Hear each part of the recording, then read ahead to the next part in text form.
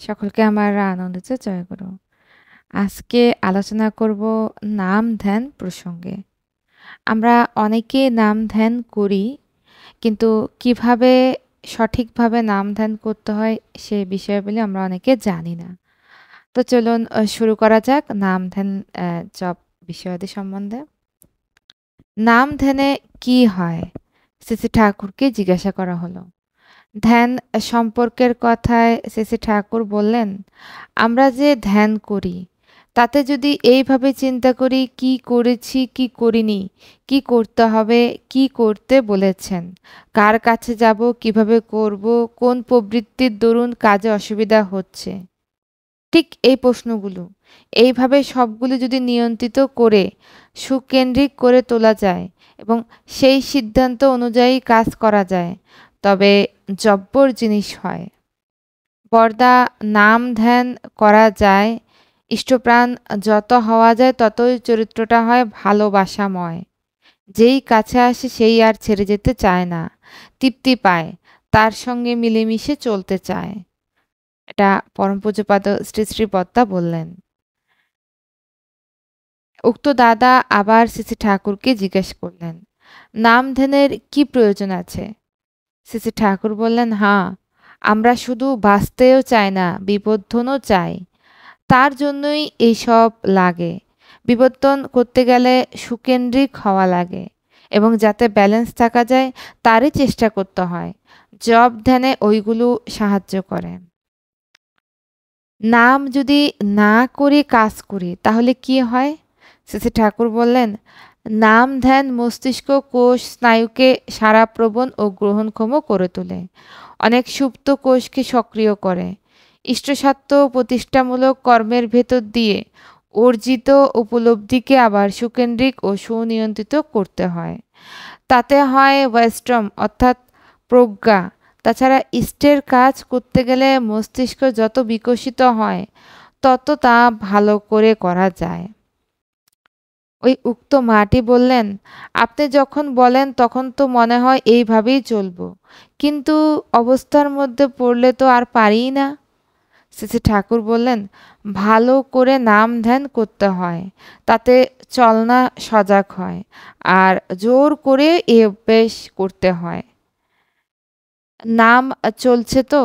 এই প্রসঙ্গে শ্রী ঠাকুর বললেন, অনেকের অভ্যেস আছে শীষ দিতে দিতে কাম করে, ওই রকম অভ্যেস করলেই হয়, ঘুমের মধ্যে পর্যন্ত নামটা চলতে থাকে।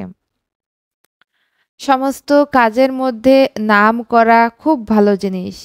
যখন সব অবস্থায় নাম সহজভাবে হয়, এমনকি ঘুমের মধ্যেও নাম চলতে থাকে, তখনই ভজন নেবার সময়।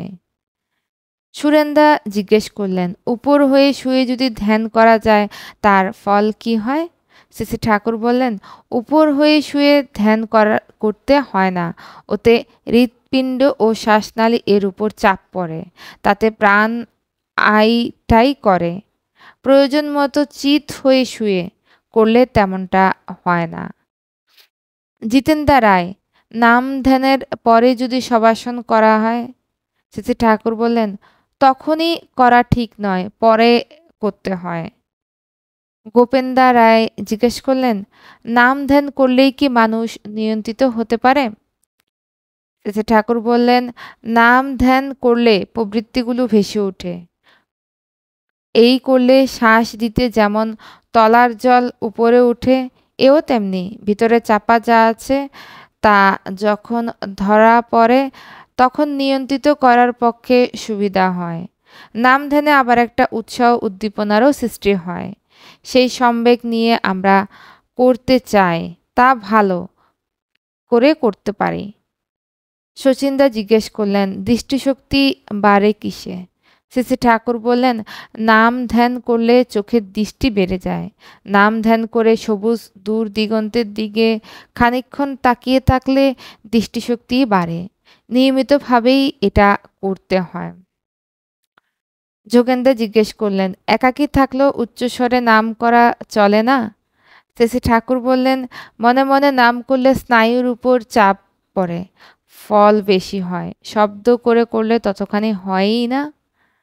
এতক্ষণ শ্রী শ্রী ঠাকুরের নাম ধ্যানের উপর বিভিন্ন গ্রন্থাদি থেকে আমি আলোচনা করছিলাম। আচ্ছা, আরেকটা আলোচনা শুনি। নাম ধ্যান করলে প্রবৃত্তিগুলো ভেসে ওঠে। আমি নাম করতাম, শ্রী শ্রী ঠাকুর বলছেন। এমনও গেছে যে ৬ মাস যাবৎ কোনো কিছু নেই, কোনো রসকস নেই। ভিতরটা যেন শুকিয়ে কাঠ হয়ে গেছে। নিজের অবস্থা কাউকে কওয়ার মতো মানুষই ছিল না। তবু একঘেয়ে রকমে দাঁড় টেনে যেতাম দুয়ারে। তখন চকিতে হয়তো এমন আসলো যে আনন্দে অস্থির। সে আনন্দ এত দুর্দান্ত যে শরীর যেন ফেটে চৌচির হয়ে যায়। জলের মধ্যে খুঁটি পুঁতে সেখানে যেয়ে ধরে পড়ে থাকতাম। কিন্তু তবু কি আনন্দ কমে? দম বন্ধ হয়ে প্রাণ যায় যায়। তখন ওই আনন্দ পাগল করে তুলতো। মনে হতো আমি ভূত না মানুষ। কেবল করেই চলতাম। অবাধ্য অনিবার্য নেশা। তীব্রভাবে নাম ধ্যান ভজন না করে যেন রেহাই ছিল না। নাম ধ্যান করলে কি মানুষ নিয়ন্ত্রিত হতে পারে? শ্রী শ্রী ঠাকুর বললেন, উপরে জাল জল জাল দিতে দিতে যেমন তলার জল নাম ধ্যান করলে প্রবৃত্তিগুলো ভেসে ওঠে, ও তেমনি ভিতরে যা চাপা আছে তা উপরে চলে আসে। মানুষকে কিভাবে নিয়ন্ত্রিত করা যায়? শ্রী শ্রী ঠাকুর বললেন, নিজে ইষ্টে অচ্যুত থেকে যদি মানুষের জীবন মন অন্তর চুরি করতে পারো, ভালোবাসা দিয়ে, মমতা দিয়ে, সেবা দিয়ে, ব্যবহার দিয়ে, তবেই তা হয়। তা পারলে আর সব পারবে। তোমার চরিত্র যেমন তোমার সম্পদ, তেমনি পরিবেশেরও। চরিত্রের মধ্যে আছে আচরণ। কও করো না, তাতে পরিবেশের তোমার প্রতি অশ্রদ্ধা হবে। তখন ভালো কথা সম্বন্ধে তার একটা অরুচি জন্মে যাবে। এইভাবে মানুষের ক্ষতি করা ঠিক। কনসেন্ট্রিক এজেন্ট হতে গেলে নিজে ঠিক হওয়া লাগবেই। আমার লোভের জিনিস, আমার উপভোগের জিনিস তোমারই। তোমরা মানুষ হও। এতক্ষণ আলোচনা প্রসঙ্গ, দ্বীপরক্ষী এবং অন্যান্য গ্রন্থ থেকে নাম ধ্যানের উপরে বিস্তারিত আলোচনা করছিলাম। আজ ইষ্ট প্রসঙ্গে এ পর্যন্তই। পরিশেষে প্রতি প্রত্যেকের মঙ্গল প্রার্থনা করে এখানেই আজ শেষ করছি। সকলকে আমার আনন্দিত জয় গুরু।